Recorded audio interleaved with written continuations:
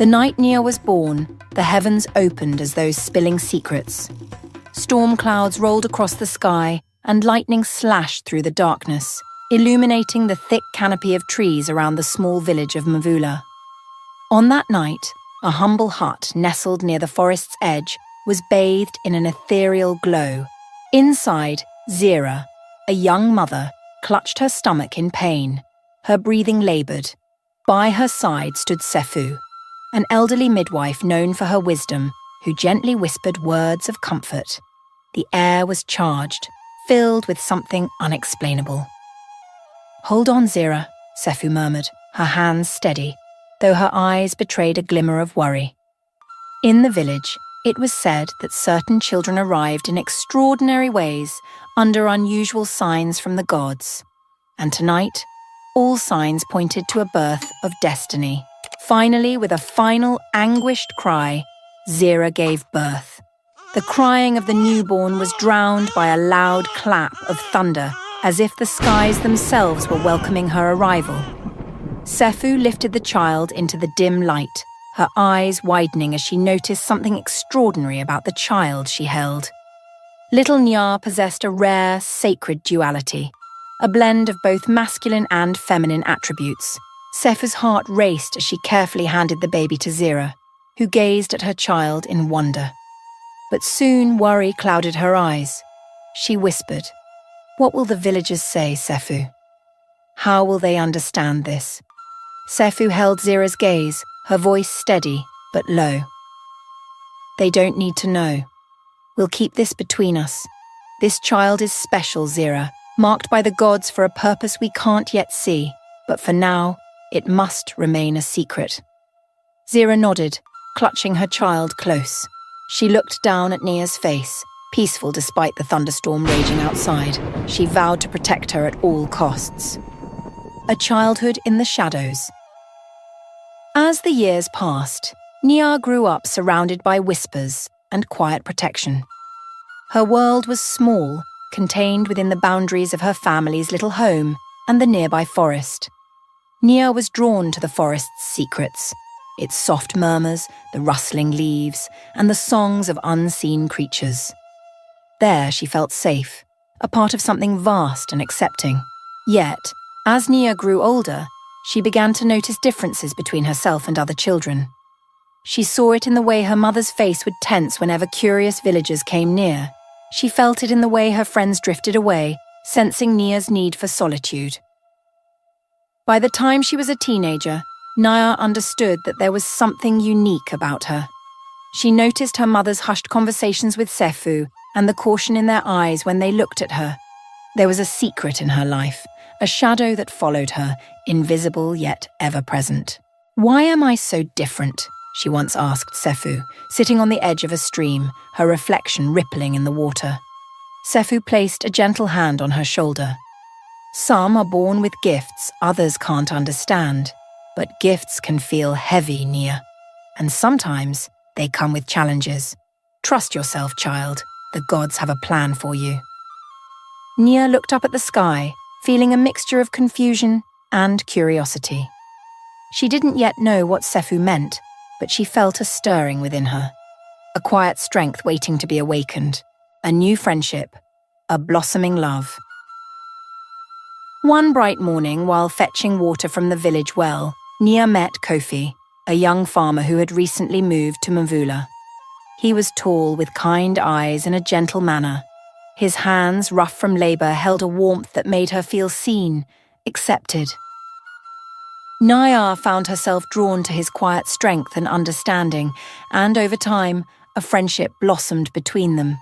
They often met by the edge of the forest, where they would talk for hours, sharing dreams, fears, and laughter. Nia felt lighter around Kofi, unburdened, almost free from the weight of her hidden truth. Her heart raced every time he smiled at her, a warmth spreading through her chest. One evening, under the glow of the moon, Kofi confessed his love for her. "Nia," he said softly, taking her hands in his. "I don't know what it is, but you feel like home to me." Nia's heart skipped a beat, a swirl of joy and fear. She wanted to tell him everything, to share the secret that had kept her bound in shadows. But the words wouldn't come. Instead, she squeezed his hand, giving him a quiet smile, hoping he would understand. But in her heart, Naya knew that her secret was a wall between them, a barrier that love alone couldn't dissolve.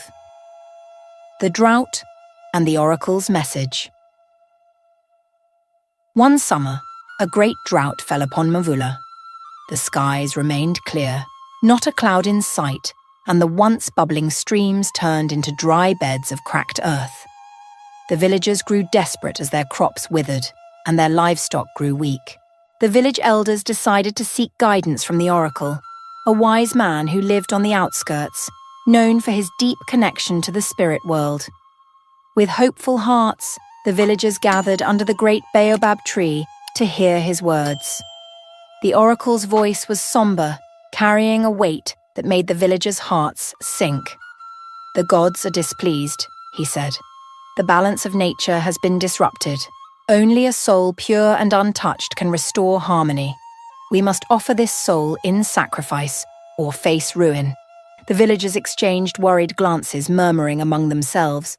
They knew that finding such a person, a pure soul, was no easy task. Yet, as they searched their minds, a single name rose to the surface: Nia. "She's never been close with anyone," one of the women whispered, glancing toward Nia's home. "She's different, untouched by others." As the whispers spread, Nia's mother felt a chill run down her spine. She realized with growing dread that the village would soon come to their door, and Nia's secret might finally be revealed. Nia's decision. That evening, as the sun set in hues of crimson and gold, Nia sat alone by the forest's edge, lost in thought. She had heard the villagers' whispers, seen their worried faces. She knew they looked to her for salvation, though they didn't understand the weight of what they asked. Her heart ached as she thought of Kofi, his warm smile and gentle eyes. She knew that if she agreed to this sacrifice, she might never see him again. Yet, there was a calling deep within her, a voice that urged her to accept her destiny to give herself for the good of the village. When she returned home, her mother's eyes were filled with unshed tears.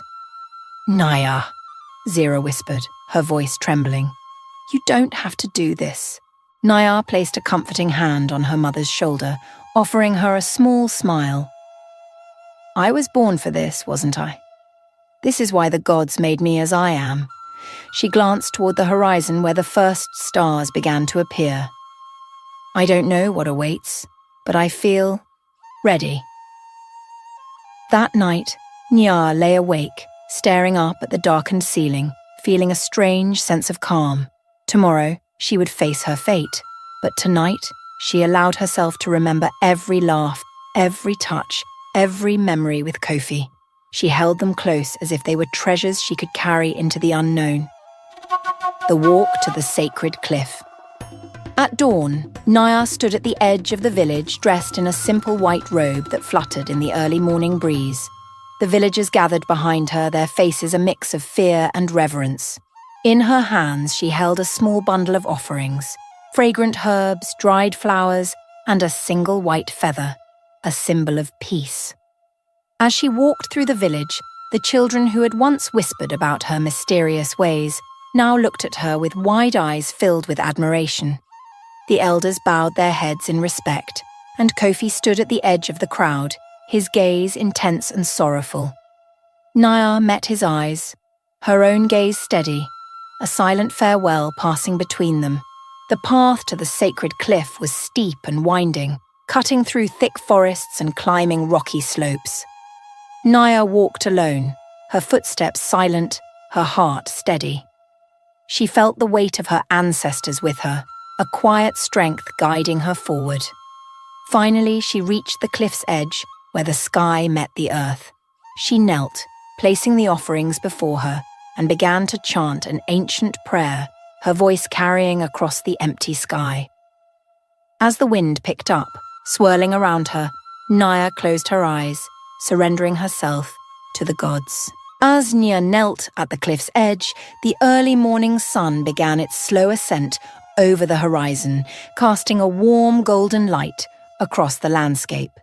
She felt the weight of centuries pressing down on her shoulders, as though the spirits of her ancestors were standing beside her, their silent strength seeping into her bones.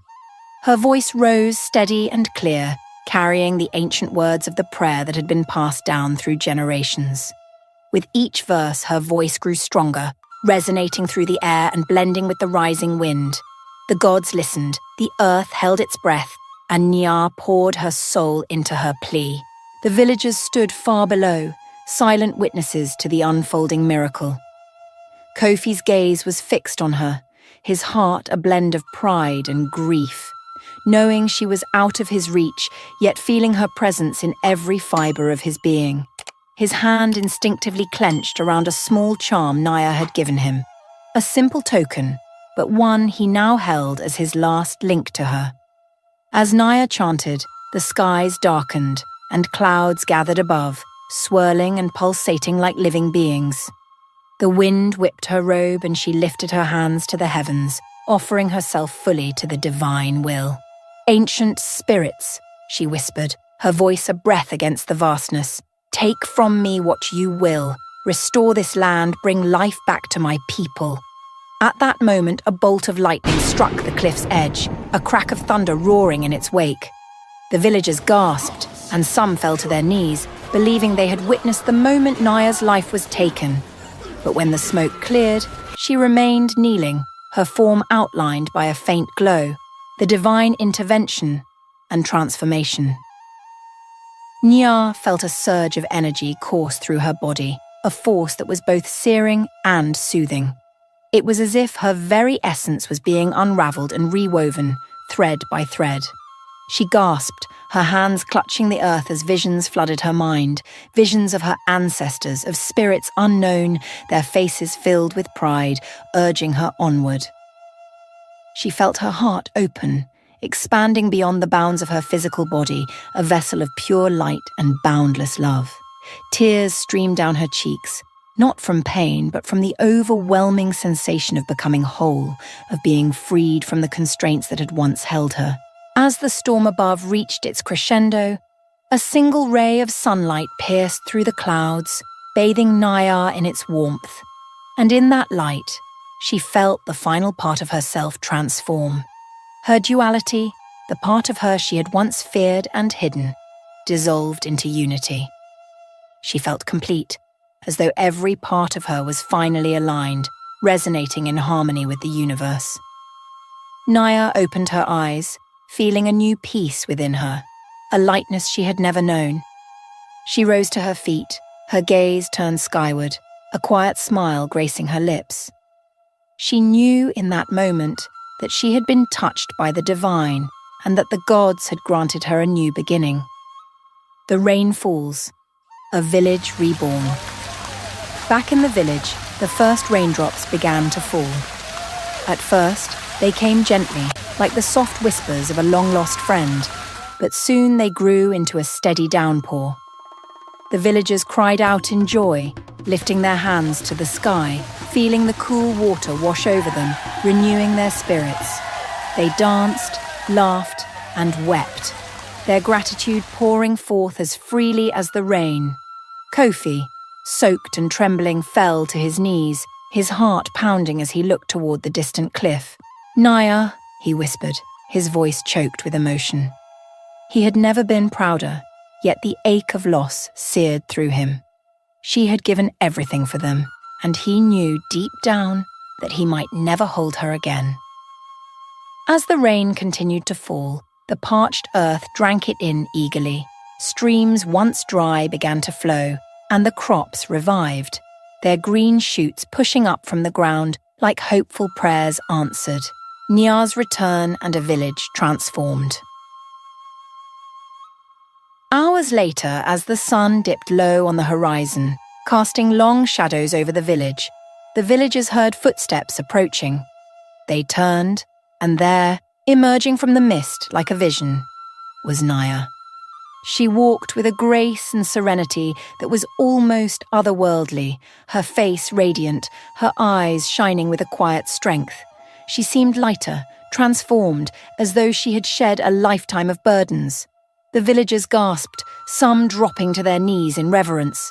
They murmured words of awe and gratitude, reaching out to touch her hands, her shoulders, as if to confirm that she was truly real. They had always known Naya was different, but now they saw her for what she truly was, a gift from the gods, a guiding star among them. Kofi pushed through the crowd, his eyes wide with disbelief and relief. He reached her, his hand trembling as he gently touched her face. "Nya," he breathed, his voice barely a whisper. I thought I had lost you." She smiled softly, placing her hand over his. "You never lost me, Kofi. I am here, and I am whole. The gods have blessed me, and now I am free." Kofi's eyes filled with tears and he pulled her into a tight embrace, holding her as though he would never let go. The villagers watched, their hearts swelling with love and admiration for the girl who had given so much, only to return to them, changed yet deeply familiar, a celebration of unity and renewal. That night, the village gathered to celebrate not only the return of the rain, but also the return of Naya, their savior and guiding light. They feasted, danced, and sang songs in her honor, weaving tales of her courage and sacrifice into the fabric of their history. Children gathered around the fire, listening wide-eyed as the elders recounted the story of the girl who had saved them all. Naya stood beside Kofi, her heart full, her spirit at peace. She looked around, seeing the smiles, the laughter, the unity that had been born from their shared struggle. She knew her journey had not been in vain. She had found her place not as an outcast, but as a beloved member of her community. The villagers, too, had been transformed. They saw Nya not as someone different, but as someone divine, a part of them in every way. They had come to understand the strength found in acceptance and the power that unity could bring. An oath of eternal love. Toward the end of the celebration, as the fire burned low and the stars filled the sky, Kofi took Naya's hand and knelt before her. "Naya," he began, his voice filled with reverence and love. "You are more than I ever dreamed of. You are my light, my strength, and my home. Will you let me stand by your side through all that comes?" Nia's eyes shimmered with tears as she looked down at him. "Kofi," she whispered, "I am yours, always. Together we are whole." They embraced, and the village erupted into cheers, surrounding them in a sea of love and warmth. In that moment, Nia knew she had not only found her place in the world, but had also found a love that would endure, a love as steadfast as the stars that had once watched over her birth. The moral of Naya's tale. Naya's journey became a story passed down through generations, a beacon of hope for those who felt different or alone. Her tale taught the villagers that acceptance and unity could turn fear into love, and that every person, no matter how different, had a role to play in the community. In the end, Naya's legacy was not just the rain she had brought, but the transformation she had inspired. Through her courage, the village learned that by embracing others fully, they could unlock the hidden strengths and blessings within themselves. Nia's journey is not just a personal story, it's a powerful lesson in self-acceptance, courage, and the strength of unity. Nia teaches us that everyone has unique qualities and individual challenges, and sometimes those differences are gifts from above, powers that allow us to overcome life's difficulties and grow into who we are meant to be. The story also underscores the importance of community and acceptance, when the villagers look beyond prejudice to embrace Nia for who she is. They not only save themselves but also discover the strength that lies in diversity and love. Remember, accepting and loving yourself is sometimes the bravest act of all. And when we welcome others with open hearts, we not only make their lives better, but also build a stronger, more connected community. If you enjoyed Naya's story and the meaningful folklore we share, like and share this story with friends and family to spread its powerful message. We have many more fascinating tales with invaluable lessons from across Africa, bringing you into a vibrant world of wisdom and tradition.